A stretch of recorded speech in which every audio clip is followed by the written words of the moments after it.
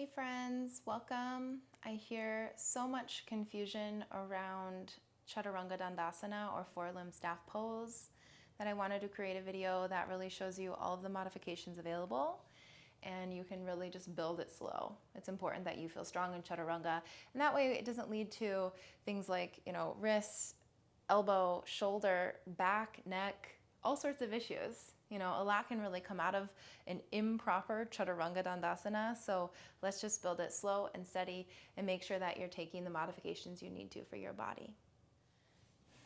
All right, so for this, you may need 2 blocks. You may want to use 2 blocks, especially if you feel a little top heavy in Chatturanga. So let's just come down to the mat, find tabletop first, because we want a really sturdy foundation. Our hands are foundational in this pose, and so are the toes as the toes start to open. So in this tabletop, we're just gonna bring the palms flat down on the mat, look to your hands, see that the fingers are spread wide. There's, Annie Carpenter calls it even pie slices between all the fingers, so there's even spaces between all your fingers. They're not like overspread or overstretched. And you're able to ground through the palms evenly. That means you're pressing through the index finger mound, pinky finger mound, thumb mound, it's like the inner wrist, and then the outer edge of your wrist. As these root down, the cups of the hands lift. There's a sense of the wrists lifting and the forearms being sucked out of the wrists. This is what we want to feel eventually when your palms root and you have that root energy. Now the toes will tuck under as well. Just want to feel how the toes can spread and maybe take a few moments here just shifting forward and back. This forward and back motion is important in Chatturanga because we want to come forward enough so that the heart reaches. And you're using the toes because we're approaching this sometimes from table, but often from plank. So you're going to press into the toes and feel how that shifts you forward. So just over the course of the next few breaths, shift forward and back. This can be helpful to warm up the wrists too. And notice as you do this, as you rock forward and back, the tendency is to lift that index finger knuckle. Can it stay grounded? Can the webbing between the index finger and the thumb stay grounded too? You'll notice your forearms are rolling in, and then your upper arms are actually rolling out. We want the shoulder heads to roll away from the ears, and as you press through the palms, arms are strong. Now, step 1, as we first begin to modify Chatturanga, why don't we go ahead and grab our blocks? As you grab your blocks, you'll want them on their shortest height. I have cork blocks. I think these are great because they're really solid. They're very similar to the floor we're practicing on. If you have foam blocks, just be cautious. We don't want to sink into the joints or feel any sort of shifting.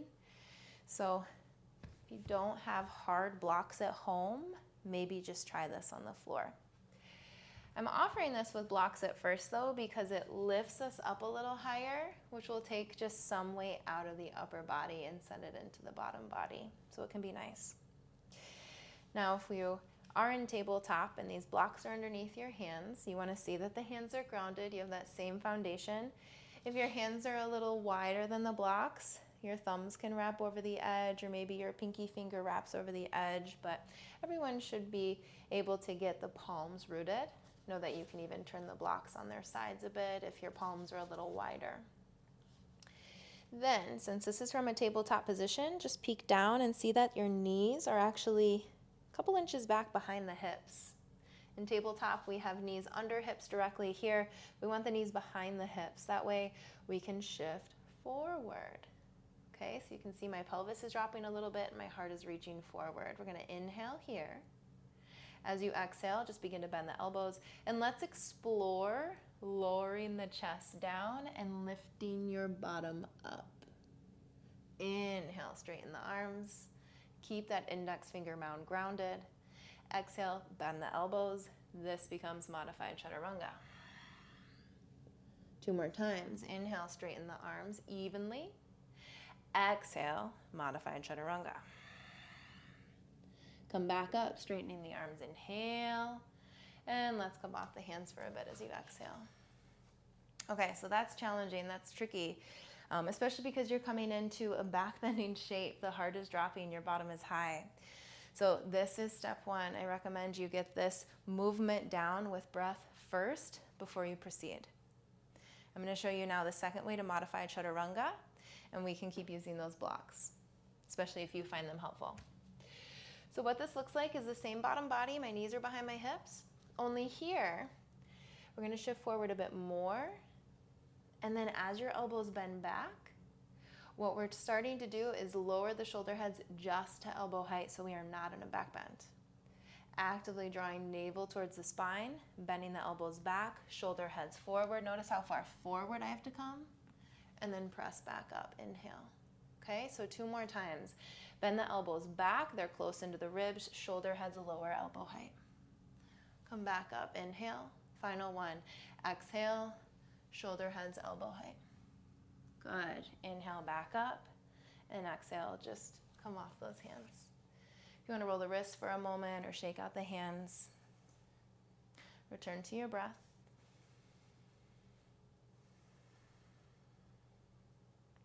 And what comes next, the next phase of this would be eliminating the blocks, okay? So as these start to go away, and maybe this is where you're pressing pause and you're not joining me so much in practice, but working on what we've done already, you can at least see where we're going and how this will start to come together in your body. So once the blocks are out of the way and you find yourself back in that tabletop, walk the knees back a little bit, and we'll just try those 2 modifications again without blocks. I like to keep my toes tucked under as I do this. It's not necessary. So with your knees behind your hips, inhale. The very first modification is the back bend. So knees down, then chest and chin. Exhale. Inhale, straighten the arms. Exhale, chest and chin. Inhale, straighten the arms. Exhale, chest and chin. Inhale, straighten the arms. If that felt good, bottom body stays. And we're going to try that second modification 3 times. So what we're doing here is shifting forward even more. Inhale. This way elbows stay over the wrist and lowering shoulder heads just to elbow height. Exhale. Come back up. Inhale. To elbow height. Exhale. Back up. Inhale. And to elbow height. Exhale. Back up. Inhale. Let's take a moment, settle back into child's. Exhale. Let your arms come back by your sides. A breath or so just deeply into your body. And now rolling up slow. Inhale, like you're stacking the spine. Let's just roll the wrist. And go the opposite way. Because now we're ready to take full Chatturanga Dandasana. So that translates as 4-limb staff pose, because in this posture, like when you're truly in, everything is stable, just like a staff, stable. And this is plank at the bottom plank, like bottom of a push-up. So from here, what we'll start to do, plant the palms, lift the knees, plank. And you found that Chatturanga Dandasana upper body in that second modification we took. Here, though, we're keeping straight legs. So as you spread the toes, reach the heels back, you feel the belly coming in. And this is where we're going to shift forward and back a bit. So inhale, forward. Exhale, heels back. 2 more times. Using the toes to guide you. Feeling how the core is engaged and you can still breathe, right? And once you're back in plank with the heels reaching back, let's take a breath in. Downward facing dog, breathe out. And we're ready for full Chatturanga Dandasana. So we're going to inhale, plank. Exhale to elbow height as a plank. Shoulder heads, elbow height. We're pressing into the toes, heart forward, legs strong. Inhale, and to your belly, exhale. Let it go. Now, hands are in line with natural waist. Your elbows are still pinned in. It's this Chaturanga arm, right? Shoulder heads roll up for the sky. Inhale, cobra. Exhale, forehead down. Inhale, plank or table.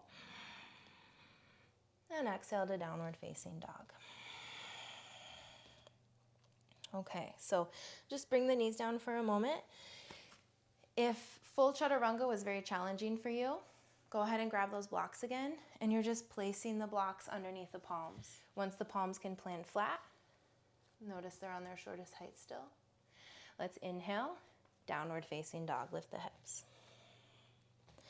From here, inhale to plank. Notice you're a little lighter through the upper body.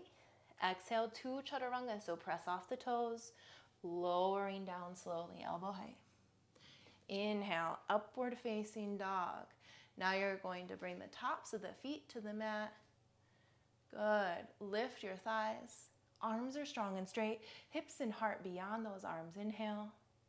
Keep the index finger mound pressing, thumb mound pressing. Next exhale, downward facing dog. Stay for a breath.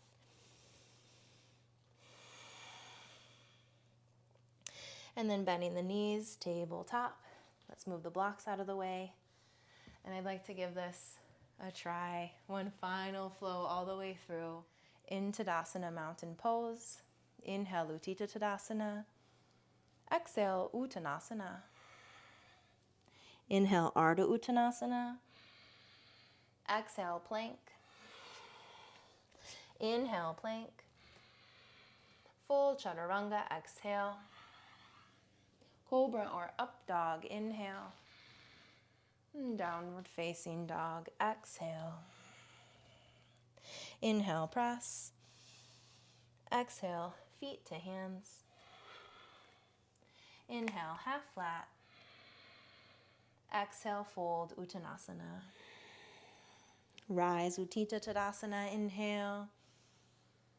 Tadasana, exhale. We have it. Those are all of the Chatturanga Dandasana modifications.